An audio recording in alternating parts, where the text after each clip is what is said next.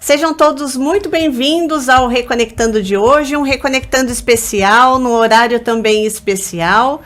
Estou novamente aqui com o meu amigo Arlindo Marcon, que vai me ajudar hoje na entrevista. E você que está chegando no canal agora, já vou pedir para você se inscrever no canal, deixar o seu like no vídeo e compartilhar com mais pessoas, porque hoje nós estamos com uma pessoa aqui muito especial, muito querido, onde nós respeitamos muito o seu trabalho. Várias pessoas estavam ansiosas para vê-lo aqui no Reconectando. Estamos hoje com o Wagner Borges. Que legal estar com você de novo. Seja muito bem-vindo, A gente Wagner. fez uma entrevista, tem um ano já, num outro podcast, né? O Arlindo, meu amigo de tantos anos, não viu o Arlindo há um tempão, o Arlindo viajando também. Que legal estar aqui, o que eu puder contribuir aí no bate-papo aí sobre esses temas de saídas do corpo, espiritualidade, imortalidade, ou seja, esses temas que a gente ama tanto, né? Que eu puder contribuir, vamos nessa. Com toda certeza, estamos reconectando hoje. Reconectando, exatamente. Literalmente. E você que está nos assistindo, se vocês quiserem participar do Reconectando hoje, deixem os seus comentários, perguntas que vocês tiverem dúvidas. Aproveitem o Wagner, o Arlindo que estão aqui para a gente falar sobre espiritualidade e saídas do corpo. E Wagner, para a gente começar, partindo do princípio que podem ter pessoas aqui que nunca ouviu falar isso ou não sabe, né? Não consegue interpretar as percepções que a gente tem. O que são saídas do corpo? O ser humano tem um monte de capacidades latentes. Telepatia, clarividência e um tanto de coisas que a gente não desenvolve completamente. Uma dessas capacidades é quando a pessoa se desprende temporariamente para fora do corpo humano, numa espécie de saída do corpo da parte dela consciente para fora da matéria, experimentando uma experiência para fora do corpo humano. Ao longo da história, dependendo da época e da cultura vigente, surgiram muitos nomes diferentes. Saídas do corpo, projeção astral, experiências fora do corpo, viagem astral, voltinha no além, voadinha no astral. Os nomes ali foram surgindo aos montes, que cada cultura desenvolve nomenclatura diferente. Se a pessoa não tiver uma visão de conjunto, ela acaba achando que são fenômenos diferentes, porque os nomes são diferentes. E é a mesma coisa. E eu comecei a ter isso aos 15 anos de idade, de forma espontânea, e eu não sabia de nada, era a década de 1970, não tinha literatura sobre o tema, não tinha nada. E aí, lentamente, aprofundando a literatura espiritualista da época, eu fui descobrindo que desde a antiguidade já se falava dessas capacidades, mas não de forma aberta, e sim dentro dos templos de outrora, no Velho Egito, na Velha Grécia, Velha China, Velha Índia, sempre de mestre para discípulo, ou através de iniciações, nunca era tema em aberto. O tempo passou, hoje nós vivemos uma época de grande comunicação em aberto e muitos desses temas vieram à tona. Um deles são as experiências fora do corpo. Muita gente tem essa experiência e não tinha ainda se esclarecido a esse respeito. Hoje você tem a internet, você clica ali, por exemplo, experiência fora do corpo. Vão abrir vários conteúdos de muita gente falando disso em aberto. O cuidado que se tem é a filtragem, porque a internet é um saco de gatos. Você tem coisas maravilhosas e coisas totalmente sem nexo nenhum. Principalmente nesse tema da saída do corpo, um monte de gente fala nisso sem uma profundidade, como se fosse uma brincadeirinha mística, sem responsabilidade. E se tem um tema que não dá para brincar, são as saídas do corpo ou a mediunidade, por exemplo, porque envolve vivência no plano espiritual. E o plano espiritual, ele tem outras consciências, não é um vazio que você vai lá e não vê nada. Existem interações. É igual você falar de mediunidade, Arlindo, sem responsabilidade. Na mediunidade, o médium está aberto para influências extrafísicas externas. Se ele não tiver uma sintonia legal, uma influência negativa toma conta do processo. Então não dá para brincar com isso.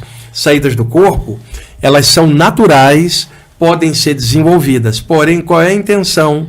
O que a pessoa quer fazer com aquilo? Qual é a sintonia dela? Ela quer crescer? Quer melhorar? Quer fazer disso uma extensão do que ela já busca na vida? Quer melhorar? Perfeito. Agora, a saída do corpo para coisinha medíocre, picuinha e tanta coisa que a pessoa já faz aqui, não é uma experiência legal porque semelhante atrai semelhante, e alguém cheio de tranqueira na mente vai para fora do corpo, essa tranqueira vai juntar por sintonia com espíritos que também estão cheios de tranqueira, e aí começa um processo daqueles de obsessão. E, gente, olha só, vou até mostrar para vocês, porque hoje eu fiz perguntas baseado no livro do Wagner aqui, ó, Viagem Espiritual. E eu tava lendo aqui, livro fantástico, eu tava falando com o Wagner, tá lindo. Nossa, tem umas imagens aqui maravilhosas. E eu vi que essas projeções, elas são voluntárias e involuntárias. Na verdade, a maioria experimenta esse fenômeno de forma involuntária. A pessoa deitou para dormir. E durante o sono ela desperta nesta outra condição, que é um estado alterado. Se ela nunca estudou aquilo, ela vai tomar um baita susto. Quando alguém está estudando esse tema, essa pessoa, quando vai deitar toda noite, se prepara para isso. Não é que ela vai deitar para isso, ela vai deitar para o corpo dela descansar. Mas ela sabe que durante o sono, o metabolismo cardiorrespiratório relaxa e as ondas cerebrais relaxam.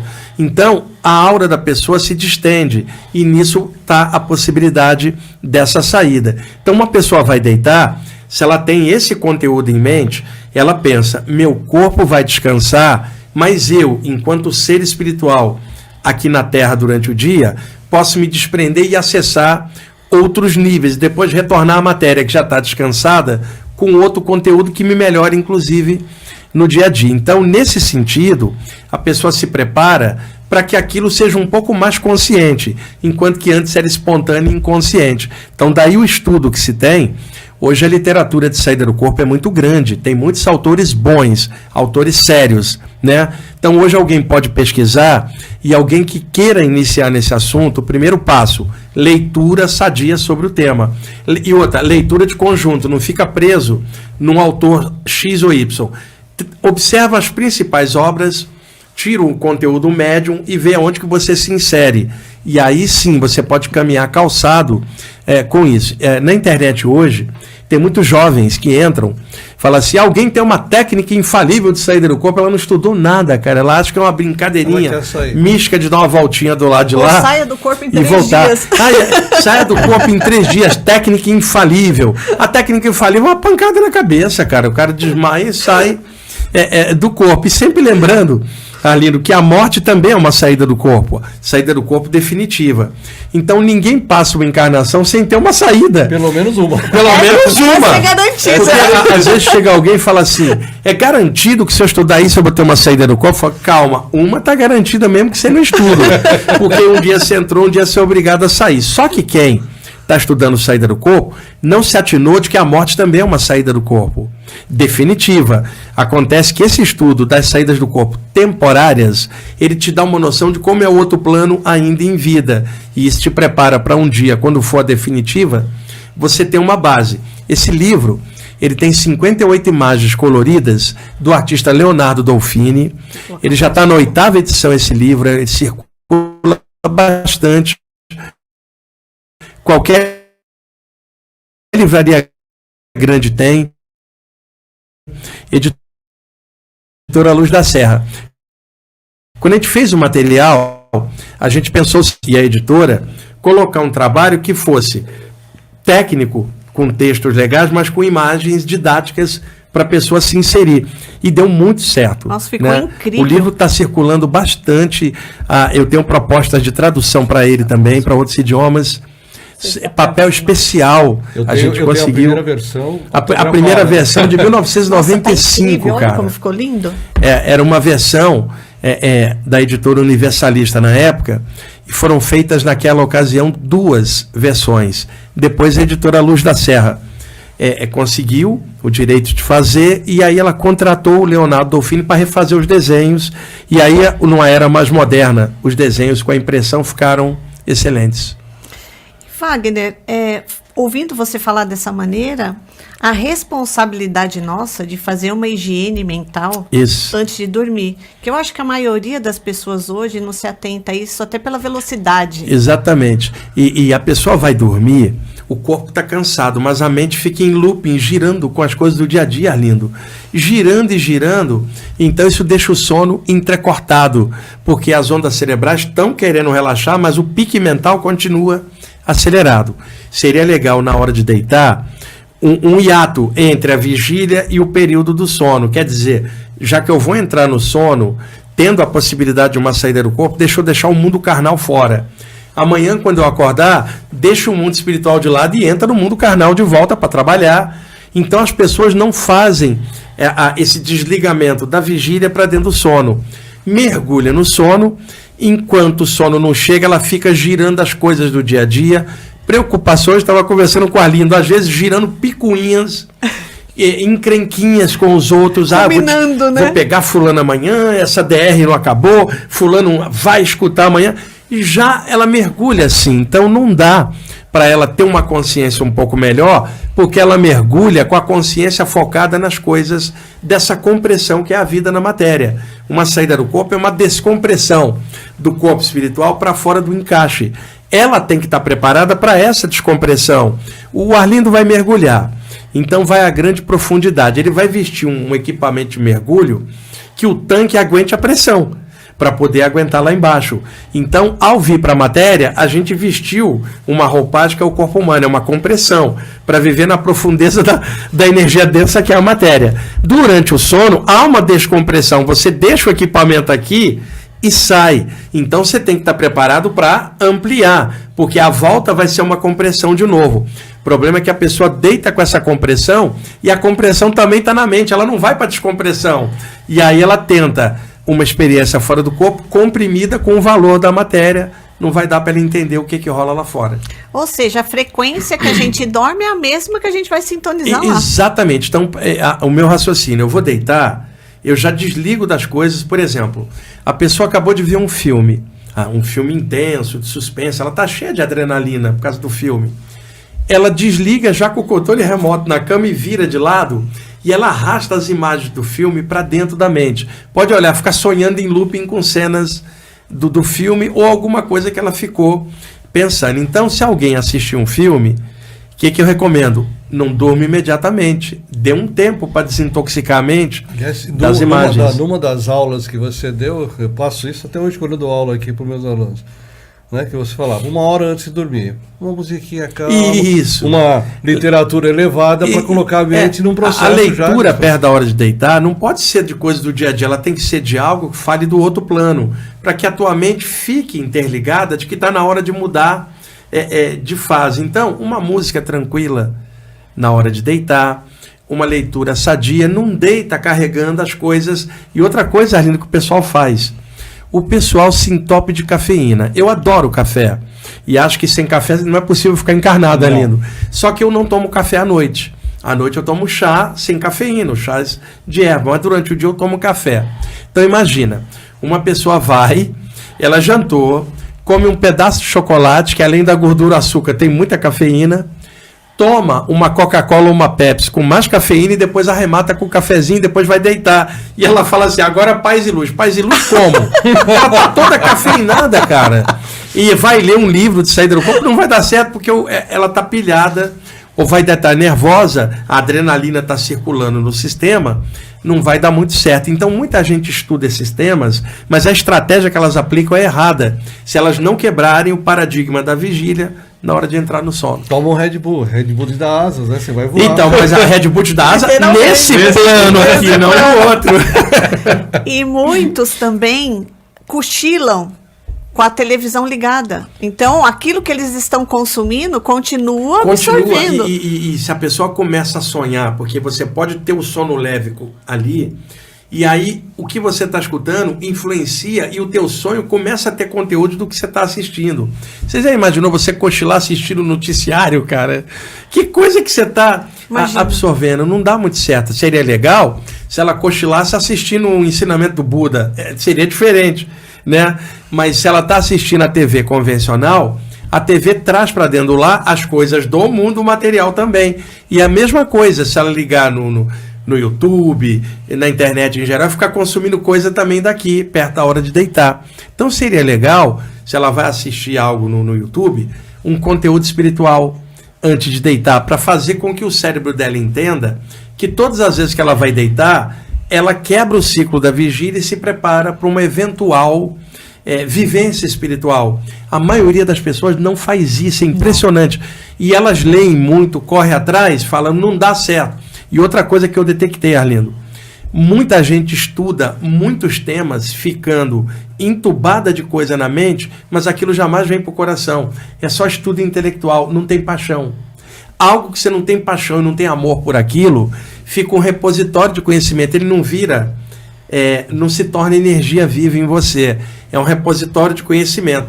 E essas pessoas reclamam, estudo tanto e não tenho nenhuma experiência prática, porque está tudo entubado na teoria e não há uma fluência na parte prática. Do outro lado, Arlindo, um monte de gente tendo a parte prática e não estuda nada e, portanto, não entende o que rola. É até uma obesidade, né, de intelectual. intelectual. O termo está ótimo. E um estuda e não tem nada, o outro tem tudo e não estuda nada. Então, legal o meio termo, sabe? Estudo aquilo, mas para que aquilo me torne melhor naquilo. Para isso, eu tenho que gostar daquilo. Então, por exemplo, alguém que ama matemática fala assim para você: eu não estou afim de sair hoje que eu quero estudar um livro de matemática. Aí você fala, mas que coisa chata. Não, eu amo isso. Para mim vai ser um prazer ficar quietinho com o tema que eu mais gosto. Está apaixonado pela matemática. Então, na área de saídas do corpo, se apaixone por isso. Não estuda isso só intelectualmente. Não fica preso só em nomenclatura e técnicas. Existe a parte tua de sentimentos com aquilo, de sintonia, que sem essa parte lúdica, as experiências fora do corpo, elas ficam secas, áridas e pior, o pessoal teórico que estuda isso acha que sabe muito sem ter experiência prática. E uma prática disso vale mais do que 1 milhão de livros lidos só sobre isso. E não adianta alguém chegar cheio de nomenclatura, supostamente entendendo aquilo, se ela não sua com aquilo. É igual alguém que foi um projetista de carro, entende de carro e nunca dirigiu um. Então ele não sabe o que é o teu suor numa ultrapassagem de um piloto de Fórmula 1, não sabe o que é aquilo, fica só no teórico. Muita gente caiu nesse erro estudando saídas do corpo. Então o ideal, um equilíbrio entre o teu estudo, teus sentimentos, tua energia, fazendo disso uma coisa completa e que haja amor nisso, que haja, sabe, eu vou deitar, puxa, tomara que durante o sono olha alguma coisa legal que me melhore como pessoa. Estou cheio de conhecimento disso, mas eu sei que nada disso adianta se eu não for feliz com isso. E eu quero ser muito feliz. Tomara que durante o sono olhe alguma coisa legal, um mentor espiritual, um amparador, possa rir comigo junto lá fora. Enquanto eu aprendo, eu também rio, eu também cante e volte completo. Isso é muito melhor. Hoje eu aprendi a pedir para continuar estudando, para ser direcionada para algumas coisas.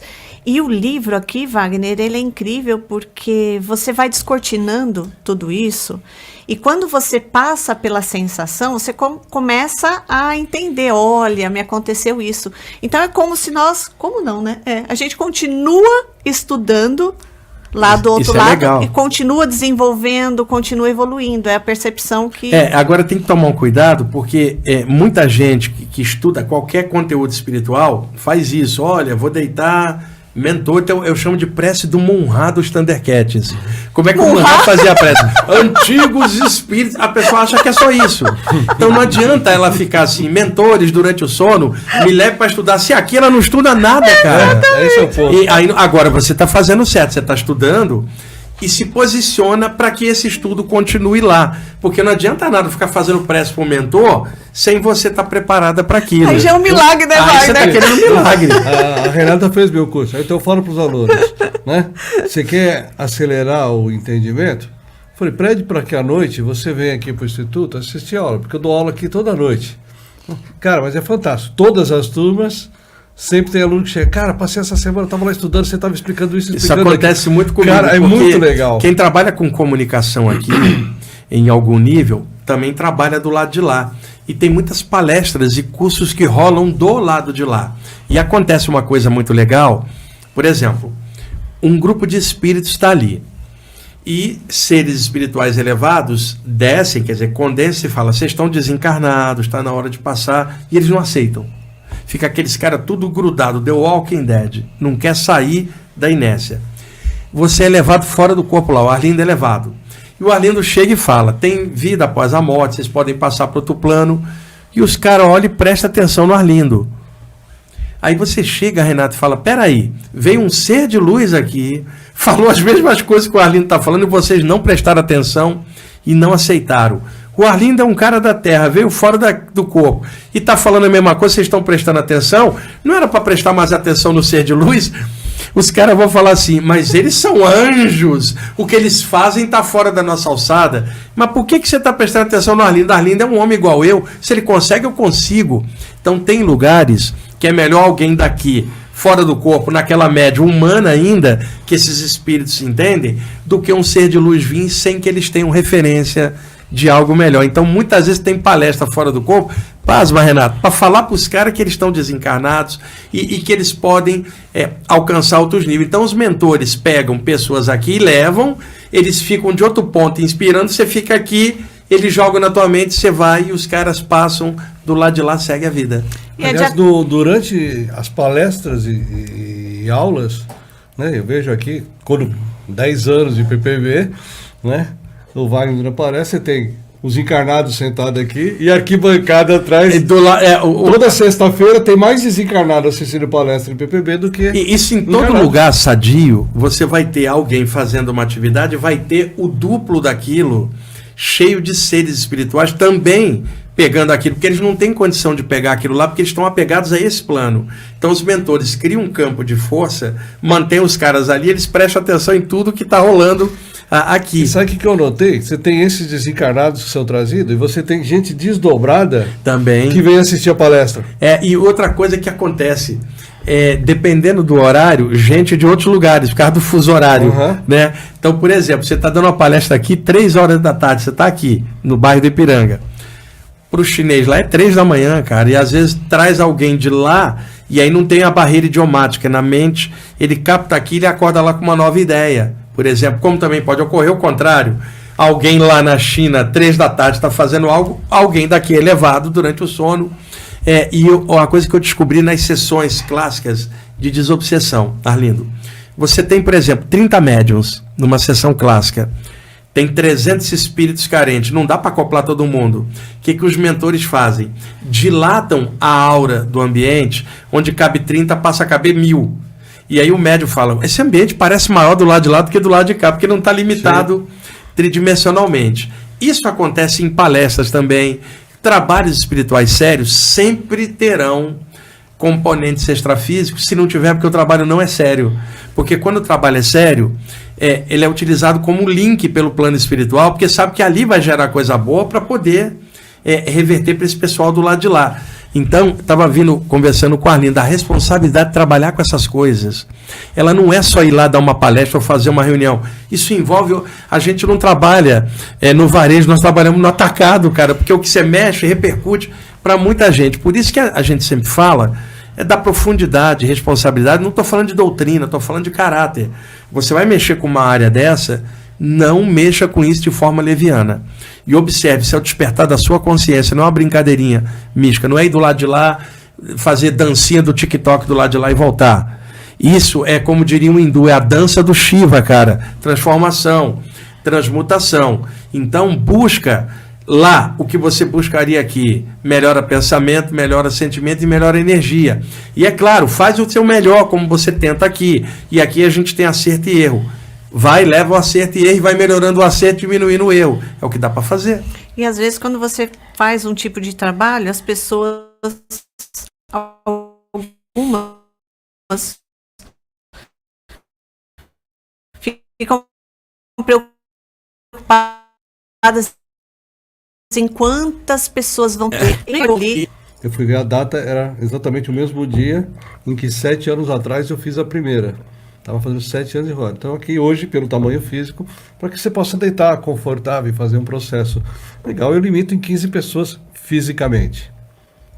Em todas as rodas, sempre diz, cara, aqui em cima tinha um lugar cheio de maca, você não vê o fim, tem 3 quilômetros de maca aqui em cima.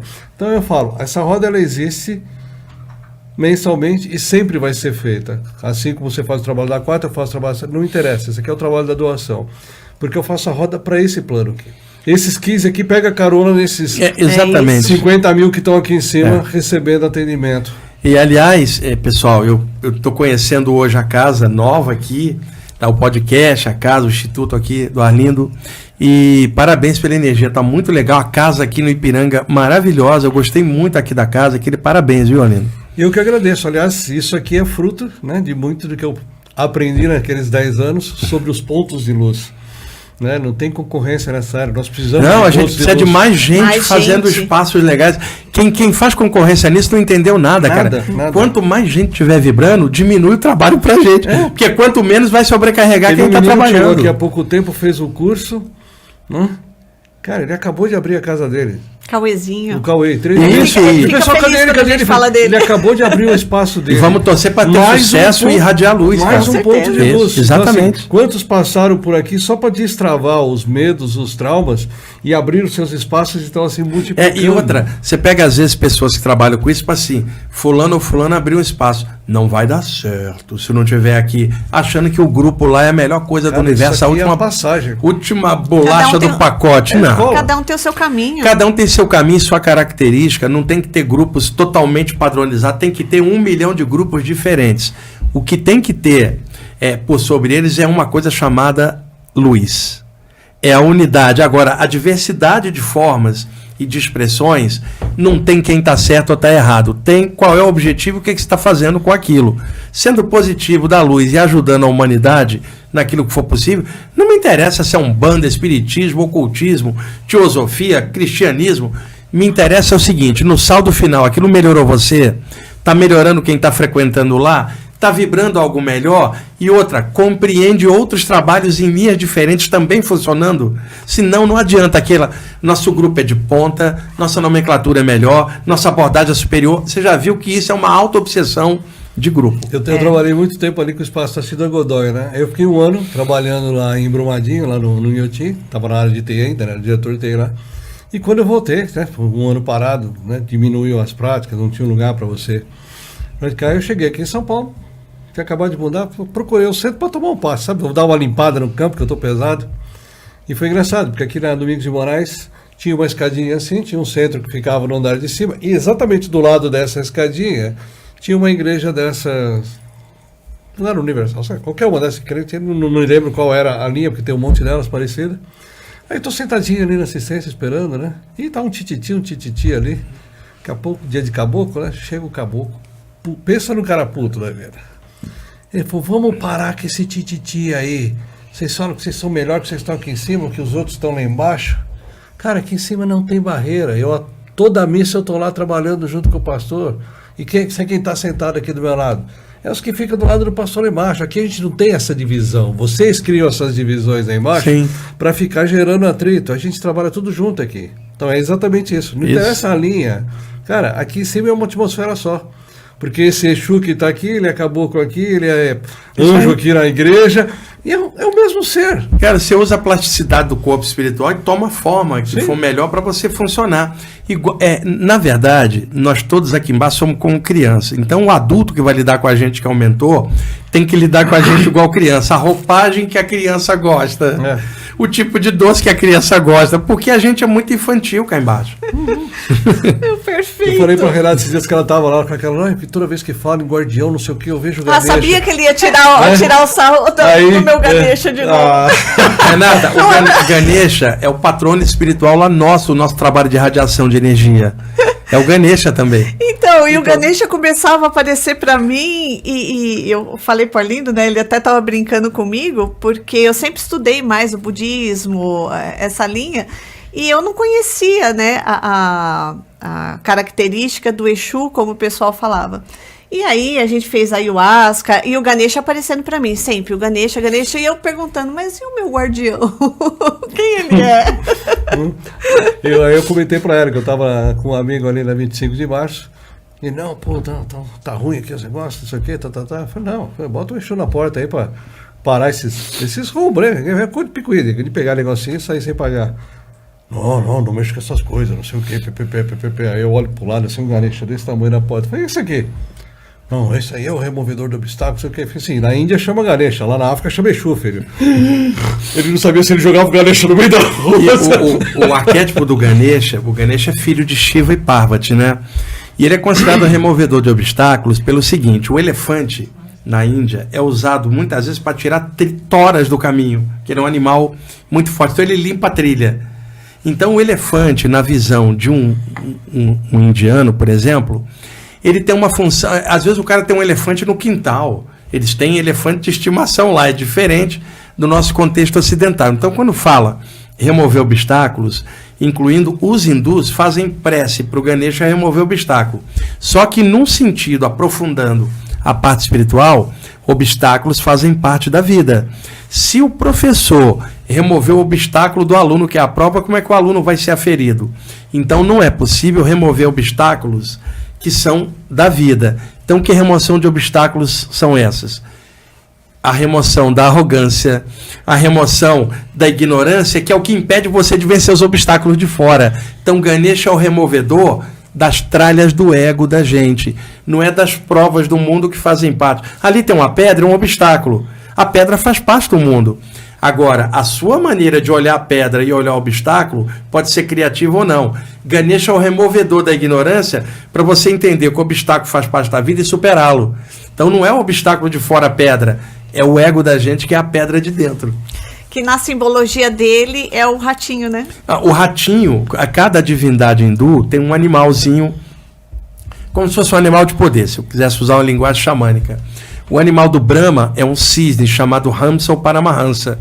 O animal do Shiva, por exemplo, é o Nandi, um touro branco. O animal do Ganesha é um ratinho, porque o paquiderme, que é o elefante, ele teme qualquer roedor. Não é só rato, um preazinho. E o pessoal não entende. Como é que um animal como o elefante tão forte vai temer um ratinho? Ele não teme o ratinho por uma questão de força.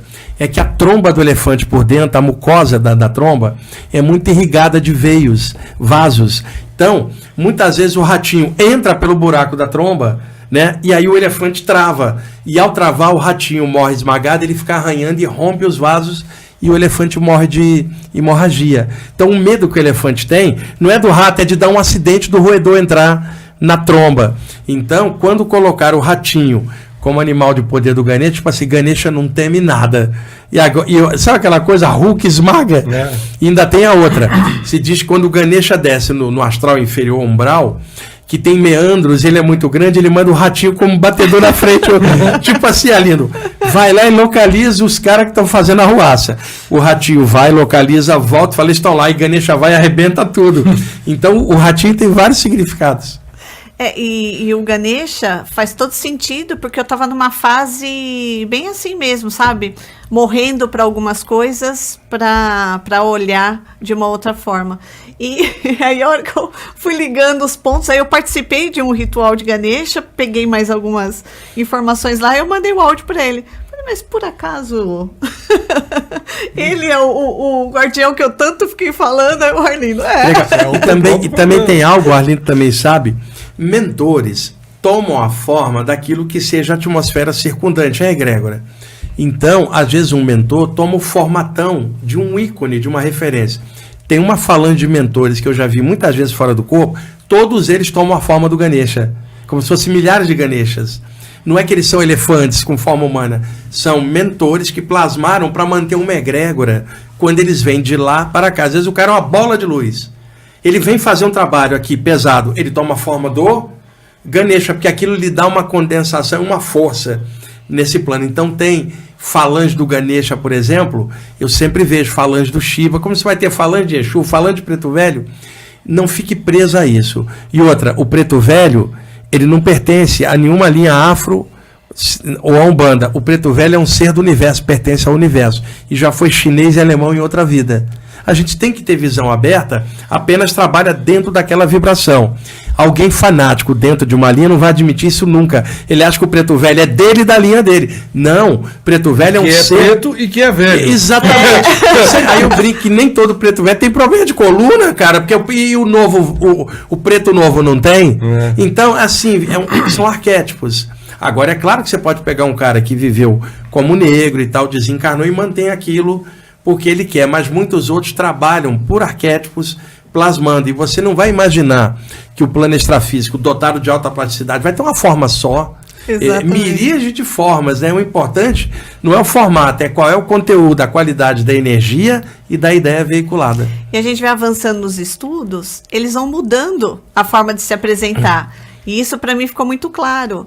E é tudo tão perfeito, né, Wagner? Porque eles vão se apresentando da maneira como você compreende naquele momento. É o adulto lidando com a criança. É o adulto lidando com a criança. As coisas são muito perfeitas. Porque quando você tem a consciência, né, do não formato ou de estrutura, ele não precisa plasmar mais nada. Porque a primeira vez que você vê alguém fora do curso, você fala, nossa, estou conversando com uma nuvem, né? Estou conversando com uma fumacinha. O teu cérebro cognitivo não consegue entender. A nossa mente é toda voltada para a forma. Quando você percebe algo sem a forma condensada, a tua mente, ela buga, ela vai tentar fazer um condicionamento e plasmar de alguma coisa para você entender.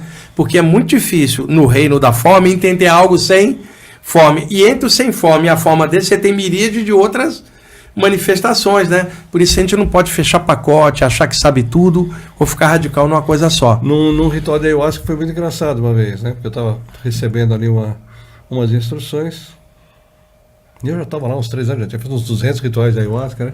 Aí eu, né, aquele dedinho, pô, todo mundo aqui vê isso, vê aquilo, né? Por que eu nunca vejo nada, né? Aí aquela respirada funda assim, filho, você já sabe que a gente não tem forma, né? Mas se você quiser que a gente apareça azul com bolinha cor-de-rosa na sua frente, não tem problema, né? Foi, tá vendo aquela mocinha ali? A única pessoa que ela tem credibilidade é na avó dela que morreu. Então toda vez que ela vem aqui, a gente plasma a avó dela para dar o recado que ela precisa ouvir. E ela aceita porque foi a avó que falou com ela. E tem a avó mesmo que também pode passar a mensagem, mas nada é de um jeito só, cara. Ainda mais falando de plasticidade, é bom o pessoal não ficar muito preso com isso. E quando começou a acontecer isso comigo, né, de passar a ver só nada, assim, nenhuma forma, aí eu comecei só que você vê aquilo, aí você fala, mas o que será que é? E aí eles vão te orientando. Não, agora eu posso me apresentar da forma como eu sou. E assim, tudo é um processo, né, Wagner? Você vai ampliando consciência e, nossa, a analogia que você fez do ensinar uma criança é perfeito. Suponha assim, 3 filhos. Um tem 2 anos, o outro tem 15 e o outro tem 20. Então, 3 estágios diferentes. Você, como mãe ou pai, vai ter que lidar com a criança de um jeito, com o adolescente do outro e com o de 20 de outro. E você é o mesmo pai ou mãe. Mas são 3 variações. Você não vai poder chegar para o adulto e tratar ele igual criança, e vice-versa. Mentores funcionam assim com a gente. O problema é que nós somos muito infantis ou muito nem adolescente, aborrecente, consciencial. Raros de nós temos a adultidade necessária, e quando se percebe um adulto, você fala de frente com ele, franco. Quando é uma criança, tem coisa que não dá para falar. Então, à medida que a gente vai amadurecendo, o mentor pode te falar uma verdade que 1 ano atrás ele não te falaria, porque agora você aguenta a verdade de frente. Então o pessoal pensa que à medida que você vai avançando só tem amor e luz. Às vezes te mostra coisas muito ruins dentro que 1 ano atrás não dava para você ver. Então quanto mais você vai avançando, mais consciência você tem do que você precisa acertar. Não é, avancei, agora estou na luz. Nada. A luz é para te ajudar a compreender a sombra de dentro. E essa sombra, ela não sai fácil. E ela faz parte, precisa ser integrada, não reprimida. Agora, até a gente fazer essa integração, Arlindo, tem uma coisa do lado sombra da gente que é admirável. O lado sombra não mente, não é hipócrita como a gente. Veja, aquele lado sombra, ele olha para a gente e fala assim, vou te ferrar. Quer dizer, não há escamoteamento. Você sabe claramente que esse lado está ali para te ferir, te auto-sabotar. Então, se tem uma coisa positiva no lado sombra, ele é honesto. Então, isso é um paradoxo. Outro dia eu estava pensando, às vezes a gente meio falando da luz e às vezes não encara de frente algo. Sua sombra te encara de frente e fala, vou te lascar. Então, o lado positivo da sombra é honesta e determinada. Então, à medida que a gente vai integrando esse lado, aquela determinação ruim passa a ser encaixada na determinação de algo melhor. Você não reprimiu aquilo, você integrou. Então, é a dificuldade. Como a gente integra esses lados nossos diferentes numa coisa que a consciência desperta. Nós estamos aqui na Terra para aprender isso. E o passar a acolher a sombra, né? Porque se a gente olha para a sombra, fica mais fácil da gente resolver aquilo que a gente exatamente. precisa. Mas a gente quer fugir da sombra. Quer fugir ou reprimir ou negar. Uma maturidade espiritual para poder receber exatamente isso aí. Por isso que dói, né? Por isso que estudar a parte espiritual é legal, porque a tua luz clareia esse outro lado. Mentores dão uma ajudinha, mas eles também não podem chegar e resolver para você uma coisa que é sua. O pessoal fica pedindo, mentor, me resolve isso. Mentor não resolve. Mentor é gerenciador de crise. Ele é o gerente, o manager. Fala, desce, o show é na terra, vai lá e faz o show. Meu negócio é só organizar o lance aqui. Agora, na hora de cantar no show, você não espere que eu cante por você. Eu só organizei a turnê, desce lá e faz. Se vira. É mais ou menos isso. Se vira, cara. Lá, e se a plateia tá te vaiando, quem mandou descer pro show? Meu negócio é só organizar. Você escolheu como fazer, faz o teu melhor. Bateu no peito, né? Agora... Aqui que eu vou. Sou bom. Falei isso da última vez, só tô aqui agora. Tem pergunta, a gente pode responder perguntas do pessoal também. Tem pergunta no chat, Pedro? Então bora lá. Pessoal, boa tarde. Porque eu não vi.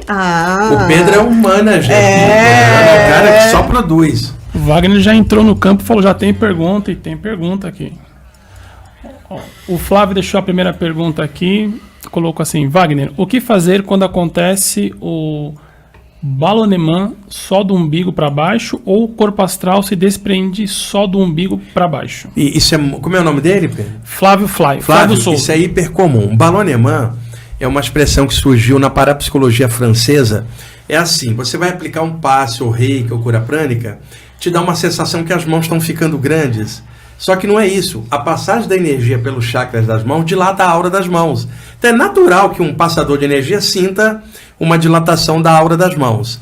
Quando a pessoa está deitada, metabolismo baixo, ondas cerebrais baixa, a aura inteira dilata, dando uma sensação que você está estufando. Então os franceses chamaram ballonnement. Tipo, você parece que está virando um balão. Um pãozinho fermentando no forno, crescendo, né? Acontece que esse balonemã ou dilatação pode ser localizado, como nas mãos ou na aura inteira. Mas às vezes, Renata, ele ocorre na boca de um chakra só. Então, por exemplo, o chakra da testa deu um balonemã, parece que está ficando com um testão. Deu na cabeça, parece que sua cabeça está ficando grandona. No caso dele, está dando no chakra umbilical. O chakra umbilical dilata, né? E aí o que acontece? Essa dilatação ficando nesse chakra, ela não vai subir para pegar os outros chakras. Então o que acontece? A pessoa está deitada, dá uma sensação que a parte de baixo solta, mas a cabeça está presa. E pior, a parte de baixo faz isso, ó, balançando. Sabe o que lembra aquelas camas hospitalares com regulagem? Que você regula os pés para fazer isso, porque o chakra umbilical dele está muito condensado. Faz os três de baixo, o geniturinário e a base, dilatar junto, e aí faz isso aqui com a cabeça presa, ó. Então precisa soltar o frontal para poder dilatar e sair inteiro, que é o que está acontecendo. Isso normalmente acontece por excesso de energia no chakra umbilical. Tem que ver se ele não está ingerindo cafeína demais, perto da hora de deitar, muita gordura também, porque esse chakra é o da digestão, né? Álcool também pode causar isso em excesso, que é o chakra que processa sólidos e líquidos, ou às vezes uma ansiedade também com aquilo, está prendendo. Então, o que eu sugiro, se ele está preso embaixo, vem para o chakra cardiorrespiratório e tenta trabalhar aqui. Porque se vier para cá tentar, ele vai ficar preso na parte mental. Vem aqui porque equilibra os três de baixo com os três de cima. Dilata a aura do chakra cardíaco, pode ser a boca da frente ou a boca de trás, todo dia um pouquinho. Na hora que der o balonemã, ele vai ser puxado para o peito, vai dilatar. Quando dilatar, dilata os três de baixo e de cima, ele vai sentir que estufa e sai do corpo. Eu sei o que ele está passando, porque quando eu era bem adolescente eu tinha muito isso. Essa sensação de paralisia, não conseguia me mexer, logo depois dava a sensação de dilatação e eu ficava preso justamente pela barriga. Aí você viu que ele foi aprendendo, dilatou inteiro, né? Não, o chakra umbilical continua dilatado, o do Arlindo também, porque isso é uma falange. Agora, é o seguinte... É a falange do Ganesh. É a falange do Ganesh, que também é barrigudinho. O Ganesh adora doce. Eu costumo brincar, né? Isso aqui não é uma barriga, é um tonel de ectoplasma para cura. Isso, lógico. Então, se é médium de doação de ectoplasma magrinho, ele tá lascado. Então tem que ter uma reserva boa. Eu vou andar mais com vocês, você então. Que eu com ele, ó, até hoje eu mantenho a estrutura. Tem que doar energia aqui, precisa ter bastante estrutura. Ectoplasma. Tem mais, Pedro? Tem sim. O Edson Oliveira ele pergunta assim: boa tarde, eu faço tudo certo e não consigo sair do corpo consciente. Isso significa que ele está fazendo tudo errado, senão não está certo. Fazendo tudo certo, estava saindo. Aí entra os componentes que eu falei, não dá para falar isso sem ver a pessoa. Ansiedade atrapalha. Preso, ele pode ter lido muito, está preso no que ele leu. No intelecto, a energia dele não flui, não dá para falar o motivo. Mas a maioria das pessoas que narra isso, normalmente está presa no próprio conteúdo. Por exemplo, imagina uma pessoa deita e fica assim, me disseram que eu tenho que fazer minha energia circular. Você fica no mental, né, Fica no mental, só isso eu quero sair. Exatamente, ela fica em looping, pode ser o que está acontecendo com ele. A sugestão, vem para o chakra cardiorrespiratório. E fica aqui, em vez de ficar aqui, porque pode dar essa fluência que está precisando. Pessoas más mentais estão presas nos dois de cima. Vem para cá. E outra, muitos intelectuais demonizam os chakras da garganta para baixo. Eles acham que se você mexer com o chakra de baixo, você está caindo o nível. Não está, não. Porque ficar preso na mente também está caindo o nível. Você fica numa prisão mental. Isso é cair o nível. Então, vem para cá e abre com um sentimento legal com o que você está estudando. Sabe, uma coisa mais lúdica, mais tranquila, menos ansiedade, menos foco intelectual, ainda mais se a pessoa está estudando. Precisa estudar, tem uma biblioteca enorme, mas eu não estou preso no conhecimento. Conhecimento é para libertar, não é para aprender. Perfeito. Tem mais? Temos mais aqui. A Ana Maria Bernardi, ela pergunta: às vezes quando estou meditando, surge uma imagem em minha mente. Como saber se essa imagem é coisa da minha imaginação ou se é uma imagem do plano astral? Como posso enviar energias para a natureza? Olha, as imagens mentais, fica difícil também falar sem ver ela, porque o chakra da testa, quando a pessoa está de olhos fechados, todo o clima mental e visual fica nesse chakra. A imaginação cria muitas imagens e aí as imagens se plasmam. E a clarividência também está nesse chakra. Então, o que você está vendo é um ser real na tua frente, por clarividência, ou é um conteúdo mental que a tua mente está fabricando? Teria que olhar ela, não tem como saber isso sem mapear energeticamente a ela, tá? E outra, como enviar energia para a natureza, se ela não está tendo essa certeza, ela não tem condição de fazer isso. Primeira coisa que ela tem que fazer, ganhar confiança e segurança.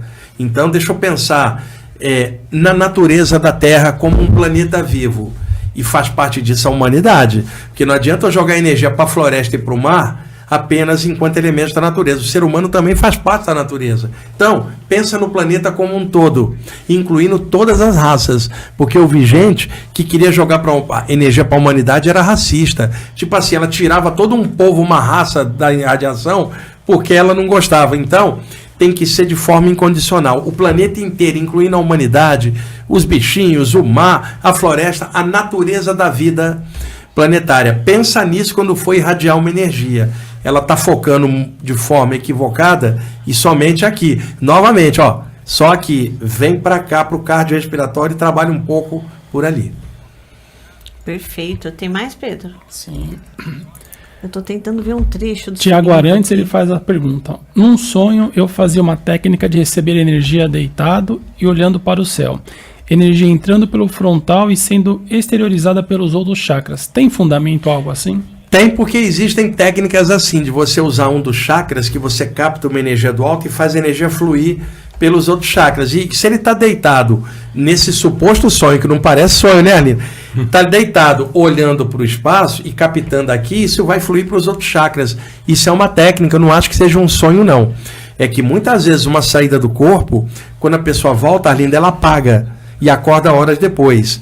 Do momento que ela entrou no corpo até horas depois, quando ela desperta, o cérebro botou 4, 5 sonhos em cima e mistura, e uma vivência real vai parecer um sonho. Eu não estou dizendo que um sonho é uma vivência. Eu estou dizendo que a memória da vivência pode se misturar com a memória dos sonhos e parecer apenas um sonho. Eu ia até fazer essa pergunta sobre o sonho, que o sonho, na realidade, é aquilo que não tem muito sentido, né? O sonho não tem lógica nenhuma. Tem um livro que saiu aqui no Brasil, que eu sempre recomendo, se chama O Oráculo da Noite, da Companhia das Letras. O autor é o Siddhartha Ribeiro, é um cientista. É o melhor trabalho que saiu no Brasil sobre bioquímica cerebral dos sonhos. Ondas cerebrais, sono, sonho, é um trabalho muito legal. Por que eu cito isso? O livro não trata de saídas do corpo. Mas, Arlindo, como é que você vai comparar uma experiência fora do corpo com um sonho, se nem um sonho você sabe o que significa direito? Exatamente. Então, estuda o arcabouço do sonho para poder comparar com a saída do corpo. E aí esse livro é excelente, O Oráculo da Noite, Siddhartha Ribeiro, Companhia das Letras. Livro sério. E que é a dúvida de muitos, né? E não vai tratar de saída, vai tratar do sonho, para ela poder ter parâmetro para poder depois interpretar. Isso foi sonho ou não? Perfeito. Tem mais dúvida, né, Pedro? A Raquel Ribeiro, boa tarde, Wagner. O chakra sexual equivale ao esplênico ou ao umbilical? Nenhum dos dois. E, É o seguinte. e ela fez uma outra pergunta. E o chakra solar ou gástrico? Seria também o esplênico? É meio confuso, Olha, são muitas nomenclaturas grátis. Isso, exatamente. São muitas nomenclaturas e abordagens diferentes. É o seguinte, os chakras são centros energéticos na aura humana. Existem milhares de chakras, né? Pequenininhos, médios, mas tradicionalmente se fala dos 7 principais. A palavra chakra surgiu na velha Índia. É uma expressão do sânscrito significando rodas de luz ou vórtices energéticos. Então, os antigos mestres da Índia, que foram os primeiros a mapear esses centros energéticos, observaram que haviam, no meio de tantos pontos brilhantes, 7 pontos maiores: cabeça, testa, garganta, peito, barriga, baixo ventre e base da coluna. Eles ficaram intrigados. Quando foram aprofundar por clarividência, notaram que para cada um desses 7 centros correspondia uma glândula do sistema endócrino. O sistema endócrino é composto de 7 glândulas: pineal, hipófise, tireoide, timo, pâncreas, gônadas e suprarrenais. Passaram então a dizer que chakra de primeira divisão seria um dos chakras conectados a uma das glândulas do sistema endócrino. Como o sistema endócrino tem 7 glândulas, passaram a falar de 7 chakras ligados a estas glândulas. Então, passaram a falar de um chakra no alto da cabeça, que é o único que aponta para o céu, captando energia celeste, Sahasrara, o lótus das 1000 pétalas, que no ocidente virou chakra coronário. Quando a energia atravessa o cérebro, ela incide na glândula pineal, bem no meio do crânio, abaixo dos 2 hemisférios. Na altura da testa, o chakra ágina, ou chakra de comando, ligado à glândula hipófise. Se eu puxar uma linha reta daqui para dentro, é a hipófise. E o pessoal, às vezes, na internet confunde o chakra frontal com a glândula pineal. O chakra frontal é com a glândula hipófise, que também é chamada pituitária, e o coronário com a glândula pineal, também chamada de epífise. E aí virou chakra frontal, clarividência. O chakra laríngeo é o Vishuddha, o purificador em sânscrito, está ligado à glândula tiroide. Aqui Anahata, o invicto, o inviolado, ligado à glândula timo, ganhou o nome de chakra cardiorrespiratório. No umbigo, Manipura em sânscrito, chakra umbilical, aqui no ocidente. É o chakra que trabalha todo o prana da energia do processo digestório, né? A vitalidade dos alimentos. No baixo ventre, o chakra Swadhisthana, morada do eu, chamado então de chakra sexual ou gênito urinário. Está ligado às gônadas, testículos no homem, ovários na mulher. E finalmente na base da coluna, o Muladhara, chamado chakra básico, que é o único que aponta para baixo, captando a energia de baixo, que é a energia da terra, que sobe pelas costas e pega os músculos intercostais, e nas costas, em cima dos rins, estão as adrenais ou suprarrenais, energizadas pelo chakra da base. Então, são 7 glândulas e os 7 chakras principais. Tem chakras nas mãos, não tem glândula. Tem chakras nos pés, não tem glândula. Então é chakra série B. Por exemplo, a portuguesa, o Guarani aqui em São Paulo. Botafogo. Não, Botafogo é Botafogo de Não, Ribeirão São Paulo, Preto. Ribeirão Preto. Botafogo aqui é o líder da do Série A e joga hoje com o São Paulo do Arlindo, né? E aí... Mas tem um outro chakra da Série B também, o Corinthians, é isso? Tá arrumando pelo Tudo bem, jeito. Pedrão. Bom, o que acontece? O Pedro vai derrubar a gente. Por isso se fala de 7 chakras, mas não são só 7. Você tem chakras laterais nas mãos, chakra em cima do fígado, em cima do baço, nos pulmões, que são laterais e secundários dos principais. Então é uma linha reta. Acontece que o primeiro livro de chakras saiu na década de 1920 em inglês aqui no Ocidente. Sendo que havia um livro em inglês publicado na Índia em 1917 do John Woodruff, mas ninguém na Inglaterra conhecia. Então havia um grande clarividente da teosofia, que é o Charles Webster Leadbeater, publicou a primeira obra em inglês no Ocidente sobre chakras. E aí foi ele que foi fazendo a conversão, coronário, frontal, os nomes que a gente usa no Ocidente. O problema é que o Leadbeater era reverendo. estava dentro do contexto cristão, embora teosofista, era maçom também, e ele estava recém saído da época vitoriana na Inglaterra, uma época de alta repressão e conservadorismo, onde fala de sexo era tabu. Então, no livro dele, Os Chakras, ele vai descrevendo os chakras. Quando ele chega no chakra sexual, ele fala, esse chakra é altamente perigoso para nós ocidentais. Então, sugiro estudar o chakra do baço no lugar.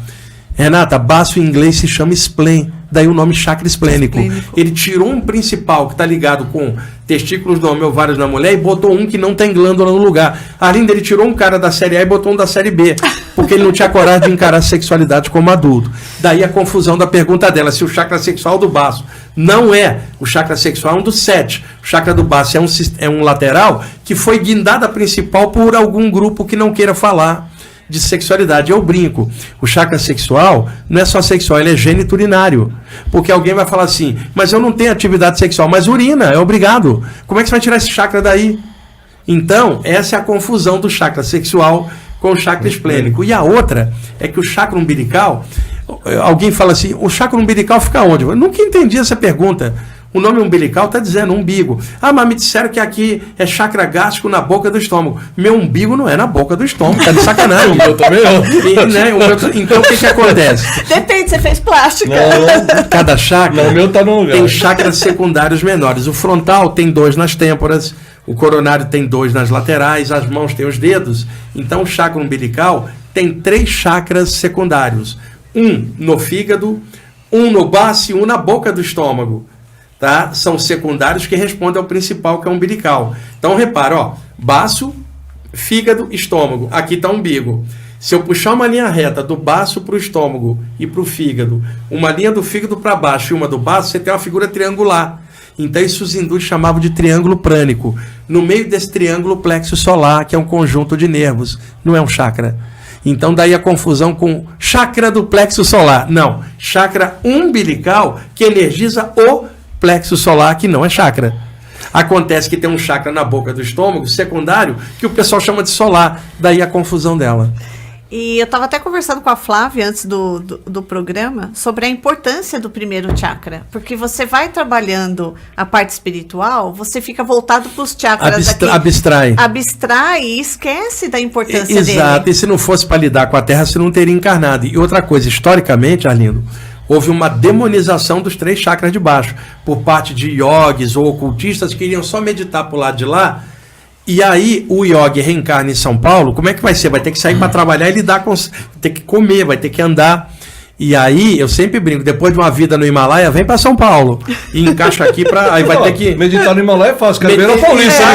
Meditar dentro do metrô lotado. Dentro do metrô, exatamente. Então, nós somos um ser vivo, da cabeça aos pés, tem que estar equilibrado, desde o alto da cabeça até a base. O que equilibra os 3 de baixo e os 3 de cima? O meio. Por isso grandes mestres falavam caminho do coração, não falava caminho da cabeça. Eles não estavam falando de emoção ou porcaria que a gente faz com as relações. Caminho do coração é o que equilibra a mente e o corpo. Quer dizer, o caminho do equilíbrio, que é o caminho espiritual. Então, muito estudante espiritual abstrai para lá, precisa aterrar. E o materialista chumba na terra e precisa abstrair. Entre os dois está. Então, muito estudante espiritual perde, às vezes, o rumo da vida aqui. Tá? Não falo com fulano, não entro no lugar. Então pergunto, você reencarnou para quê? Aí eu sempre faço 2 perguntas. Ainda vai no banheiro? Se vai, está encarnado. E segundo, paga boleto? Está encarnado.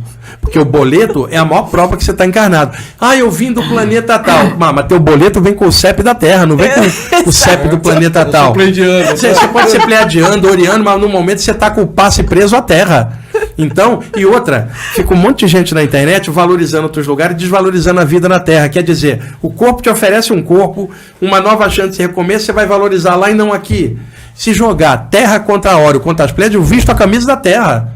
E outra, descobre seu planeta de origem. Não tem planeta de origem. O espírito, a natureza dele é o universo. Isso é outro apego. O apego à hora, isso não é superioridade que o pessoal pensa. Porque se eu estou falando de lá, eu estou apegado lá, eu não me adaptei do lado de cá. Na verdade é uma fuga, né, Wagner? É fuga? É uma fuga. Não, eu não sou daqui, eu sou lá do outro planeta. Eu sempre achei isso, vi muitos casos de patologia mesmo, e que o pessoal achava, fulano é extraterrestre. Qualquer ser é extraterrestre, terrestre é só o corpo. Nenhum de nós é daqui. Nós viemos do plano espiritual, nossa pátria é a luz. E qualquer planeta que a gente tenha vivido ou vá viver é apenas um cantinho no universo concept daquele lugar. O universo é infinito. O nosso rumo é a consciência cósmica. Perfeito. Tem mais, Pedro? Tem mais perguntas aqui. Deixa eu...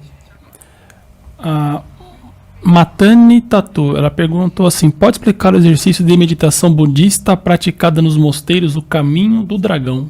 Difícil, eu não sei exatamente o que ela está falando, porque eu posso até conhecer com outro nome, mas eu precisaria que ela descrevesse essa técnica, e técnicas budistas tem várias. Dragão, por exemplo, se eu considerar a nossa informação judaico-cristã, dragão é o mal, ou a serpente. Eu vou na China, dragão é o protetor do Ti. A força vital, você vai num grupo de artes marciais, tem um dragão de cada lado, o protetor da casa. Restaurante chinês, dragão. Então, eu falo para um espírita aqui no Brasil, eu vi um dragão, ele fala, deve ser um chefe de falange do umbral. Aí eu chego para o chinês e falo, vi um dragão, ele fala, deve ser um chefe de protetores espirituais. Quer dizer, você não pode ficar lacrado, o que numa cultura pode ser o mal, na outra pode ser o contrário. Por isso a mente aberta. Eu não sei qual é a meditação dela, do caminho do dragão, a que linha budista ela está se referindo, chinesa, japonesa, tibetana, porque tem nuances e diferenças. Tem mais, Pedro? Tem mais. A Ednarcia de Fátima, ela pergunta assim: boa tarde, porque às vezes quando estou em catalepsia, aparece espíritos e prende os braços e dificulta a saída e dão gargalhadas. O que fazer nesse caso? É o seguinte, nenhum espírito, Renato, isso é um mito que eu venho quebrando, nenhum deles te prende. A catalepsia, que é a paralisia do sono, ela é fisiológica. Ela acontece porque o metabolismo está baixo e as ondas cerebrais estão baixas. Então não é um espírito que causa o teu sono nem queda de ondas cerebrais. É uma consequência física. É uma consequência. Acontece que quando você está nesse estado, tua mente entra no estado alterado e você começa a ter clarividência e ver coisas que te acompanham de dia, mas que você só vê naquela condição. Então você acha que os caras te prenderam, eles não te prenderam, porque a paralisia do sono é estudada pela medicina. Ela não tem a ver com algo espiritual. Eu vi gente dizendo que obsessores causavam paralisia. Não, que causa paralisia é ter um corpo humano e estar com ele dormindo, né? É um fenômeno normal. Mas durante a catalepsia ou paralisia do sono, os sentidos se abrem e aí você percebe. Se tem espíritos que querem te atemorizar, na hora que eles veem que você está vendo ele, o cara gargalha e te faz uma careta, fala, vou te ferrar. Ué, puro jogo de cena. Ele simplesmente apareceu. Né? Eu vou te prender, ele vai utilizar o medo da pessoa e dizer que é ele que está causando aquilo. Eu tenho paralisia desde jovem e uso para sair do corpo. E outra coisa que também acontece, o medo da pessoa por não saber o que é, fabrica uma suposta entidade. Uma forma mental que supostamente estaria prendendo ela. Ela sai do corpo, não tem nada. Sabe qual é a solução? Se desprende. Tem 1000 caras te agarrando. Continua relaxado e pensa em sair. Na hora que você sair, às vezes não tem nada. E se tiver, aplique luz e resolve. O medo é o que está travando ela. Então, por isso a importância da consciência, porque você continua projetando fora do corpo. Um exemplo que eu vou dar, assim, que é bem fácil de entender. Imagina, Renata, que você passou um dia bem pesado, e o Arlindo era um desses espíritos aí, assediadores, catando alguém irritadão durante o dia para drenar essa energia. Ele encostou em você. Não é teu normal, mas aquele dia você estava pilhada de sacanear e você estava vomitando abelha. Aquela coisa. Vomitando marimbondo, é a expressão exata. E o Arlindo o dia inteiro encostado. À noite, você vai dormir. Caso haja uma saída do corpo, você vai dar de frente com o Arlindo. Ele já estava o dia inteiro. Só que durante o dia você não via ele. Aí você vai cometer um erro de avaliação. Como você só está vendo ele nesta condição, você vai achar que ele veio porque você saiu. Mas ele já estava o dia inteiro. A saída só te mostrou. A catalepsia ou paralisia, ela não traz os espíritos, é o dia a dia. Agora, nela você percebe os caras que já estavam de dia. Eles não são causadores da paralisia, são exploradores do medo da pessoa. Muito bom.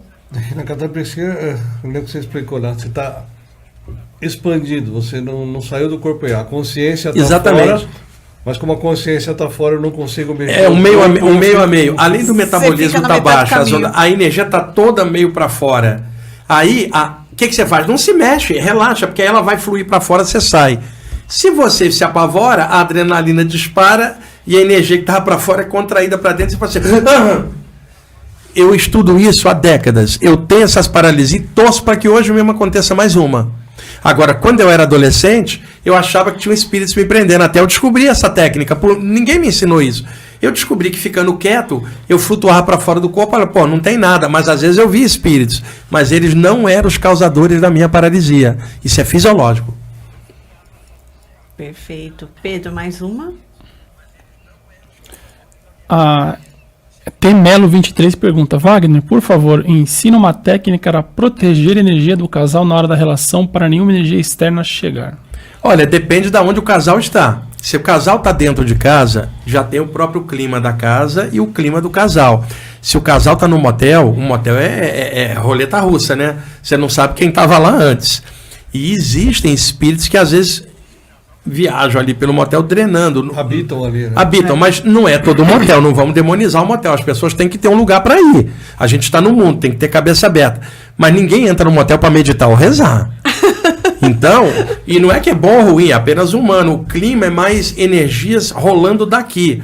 E essas energias que os caras querem. É o clima propício para aterrar, né? Exatamente, né? Agora, o que acontece? Se vai para um motel, já está exposto ao ambiente. Então, se você vai para um motel com uma relação estável, a relação dos dois já cria um acoplamento áurico dos dois. Mas se é só uma saída, você está exposto porque não há um encaixe energético ainda do relacionamento. Se eles estão em casa, o ambiente de casa reflete o casal. Então o casal briga pra caramba. Que proteção que vai ter depois? Não adianta fazer nada. Então o que mais protege é a harmonia do próprio casal. E se quiser, sentam ambos e enche luz o ambiente uns 5 minutinhos. Agora, isso tem um problema. Se você senta, enche luz, você perde todo o pique de namorar, que você quer meditar. Então imagina, uma noite de sábado, vamos namorar, peraí, vamos rezar antes. Porra, não vai dar, cara. Ela pega na música. Imagina, em vez de você dar... Você tá lá pra fazer o gol, aí você Exato, não, tá lá pra fazer o gol, senta e fica meditando na linha do gol. Não vai dar. Em lugar de você dar bombom e dar flores, você tá dando a estátua do Buda. Não dá. Então é claro que isso vai muito do casal, como é que a dupla é. O que mais protege é uma dupla coesa, bacana. Não tem ninguém perfeito, mas entre altos e baixos a dupla funciona bem junto. Fica tranquilo com isso. Agora, se é fora, aí é uma roleta russa. É a intenção, né, Wagner? A intenção dos dois, o clima. O ideal seria o casal ou um dos dois encher o ambiente de luz em outro horário, durante o dia, em algum momento.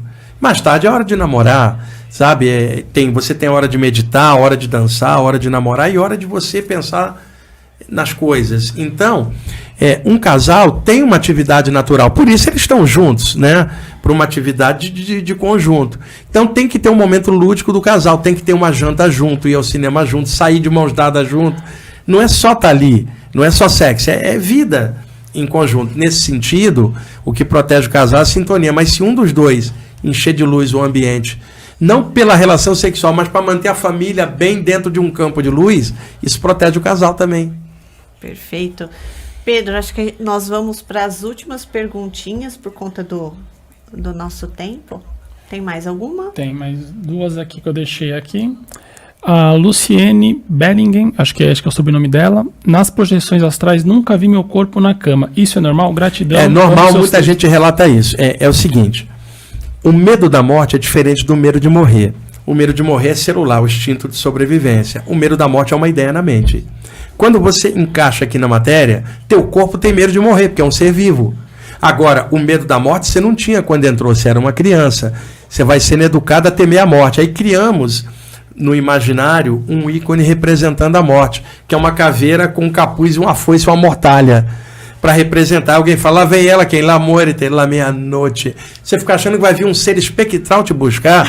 Não precisa, você não vai morrer porque a dona morte vem, você vai morrer porque está vivo. E estando encaixado, um dia você desencaixa. Não vai vir um ser desse com foice. Pode vir um mentor te ajudar, mas um cara com foice não tem. Então, nesse sentido, o medo causa essa situação. Então, o que ocorre? Na hora de uma saída do corpo, a pessoa olha, ela vai ter que ver o corpo, mas o que acontece? Encalacrado na mente inconsciente está o medo da morte. E assistir o próprio corpo de fora dá ideia de cadáver. Então, o que a mente faz? Não deixa a pessoa ver o corpo por causa da associação com a ideia da morte. É uma das explicações que eu desenvolvi ao longo do tempo, autossabotagem. Tá? Porque quem não tem esse medo vê o corpo perfeitamente. Eu já tive essa experiência de ver deitada assim. É legal. E um detalhe, às vezes, a pessoa quando sai, o foco está para frente, ela não vai parar e virar para trás para olhar para o corpo. Então ela fala assim, sempre vou longe, nunca vi o corpo. Claro, ela nunca parou para olhar para trás. Eu tive isso também. Uma experiência dessa, e é o que você falou, de você ver o corpo morto, é chocante. Porque eu me lembro que nesse dia eu estava na tosse, uma coisa, parei ali no São Luís, né? Cara, a hora que eu cheguei no boxar com a pressão, que eu não sei, eu simplesmente apaguei ali, né? A única cena que eu me lembro, cara, foi muito clara para mim, que dado o meu pequeno porte físico, pegaram um enfermeiro daqueles grandão, o cara me pegou e me botou numa cadeira de roda assim, então tava aquele corpo assim, caído na cadeira de roda, o enfermeiro empurrando e eu atrás, por cima do enfermeiro, vendo ele levando meu corpo. Falo, cara, que merda, você vem aqui para tomar uma aspirina e morre. Cara, que coisa estúpida morrer desse jeito, né? E depois eu lembro que, né, sei lá o que aplicaram lá, vem, você volta pro corpo e tudo mais.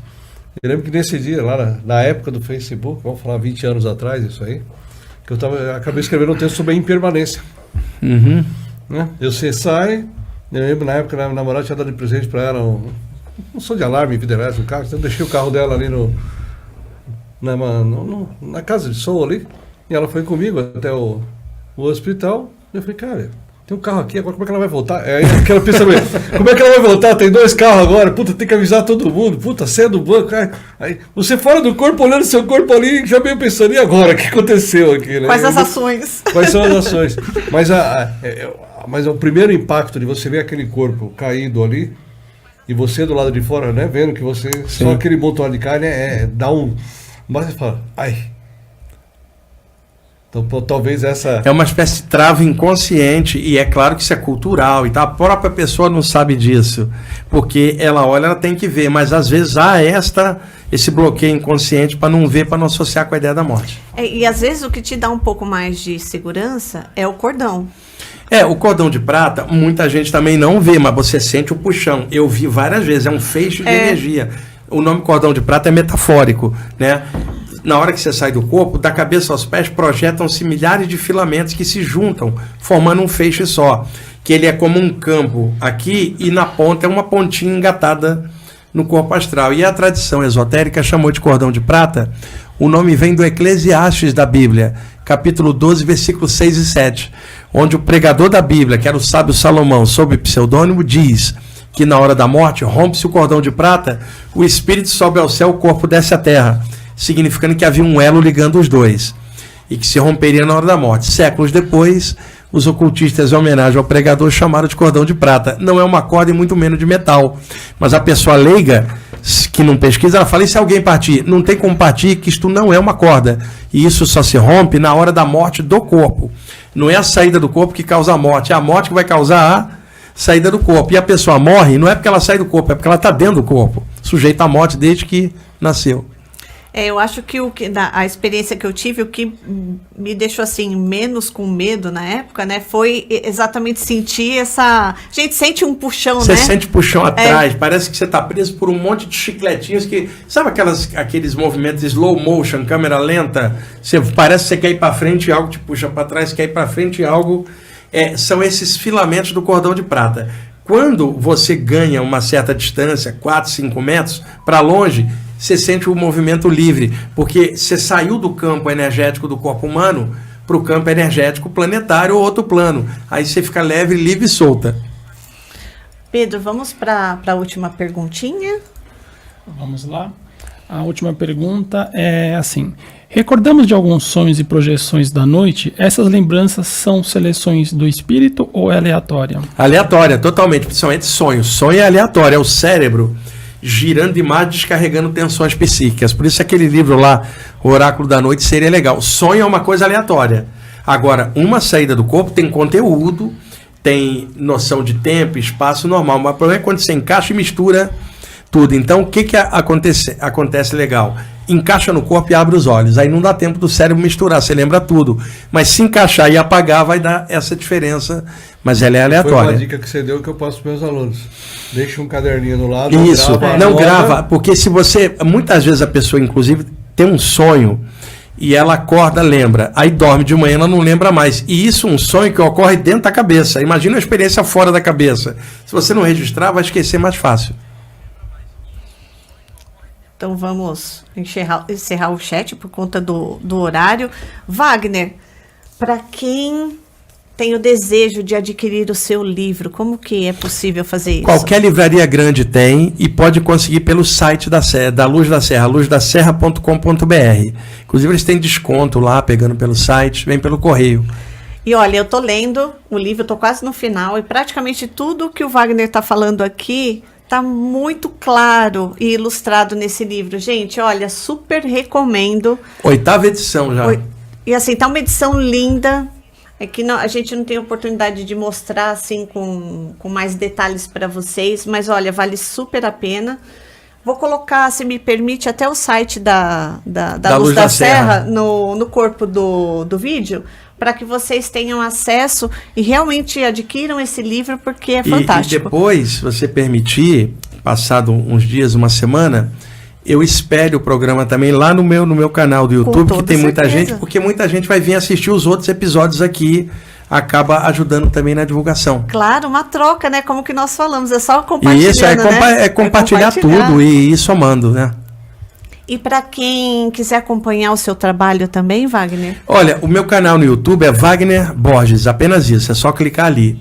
O Instagram é @WagnerDeloy-Borges. Só que eu não tenho como atender, o que o pessoal manda são muitas, aí o Diego, um grupo atende, porque eu viajo muito, faço muita coisa, não tenho como individualmente conversar com alguém, eu mexo com centenas de pessoas, né? E essas viagens para lá e para cá, daqui a 15 dias eu estou indo para os Estados Unidos de novo. E sendo que eu já estive na Europa, o ano que vem tem Japão, tem um monte de lugares. Então, não tenho como individualmente. Agora, eu converso com todo mundo, nas palestras, nos cursos. Eu sou, onde a pessoa me encontrar, a mesma pessoa. A Arlinda, a mesma pessoa. Não se tem que fabricar personagem, você tem que ser o que você é. Ainda mais a gente está de frente para o mundo espiritual, não adianta ficar fazendo imagem lá fora. Você tem que ser o que você é. Agora, a coisa que eu mais gosto é isso daí, cara. É a minha paixão. É o que me move aqui encarando. Isso, café, lindo? Café, sem café música e namorar, porque reencarnar sem se divertir também não dá, né? Eu lembro do outro podcast rock. Não, rock progressivo, Queen, Pink Floyd, Yes, Genesis, eu sou apaixonado. Olha, eu tenho milhares de discos. Eu estou sempre adquirindo coisa nova, sou apaixonado por música, Renato. Sem música eu caio fora, eu não fico aqui não. Toca guitarra? Não, só que tem um detalhe, eu me lembro, eu era criança e meu pai queria que eu aprendesse a tocar violão, e eu nunca quis. Aí hoje alguém pergunta, você gosta tanto de música, por que você não quis tocar? Eu falei, se eu tivesse aprendido a tocar um instrumento, eu iria para dentro da música, o trabalho espiritual seria pela música, mas o meu negócio é texto e comunicação, eu iria ser absorvido para dentro da música, a minha tarefa era outra. Eu acho que inconscientemente, agora o prazer que eu sinto escutando um solo de guitarra, às vezes é maior do que o guitarrista fazendo só uma técnica. Então, ouvindo música, você pode ter mais prazer que o músico até. Olha, fiquei feliz em te ouvir, porque meu sonho era ser guitarrista e vocal de banda de rock. Olha só. Então, não consegue, mas o teu prazer é escutar um vocal legal, uma guitarra, um teclado bom, é o prazer da música. Não precisa você tocar a música para ter o prazer dela. A música não tem dono, é sintonia. Mas eu vou voltar a estudar guitarra. Então, vale a pena. Como coisa lúdica, anti-estresse, é fantástico. A única coisa que eu toquei na minha vida foi campainha e corria. Eu também. Muita. Arlindo, quem quiser conhecer o trabalho aqui no IEC? www.iec.com.br. Tem o nosso Instagram, @iec.sp, e tem o canal do YouTube, IEC.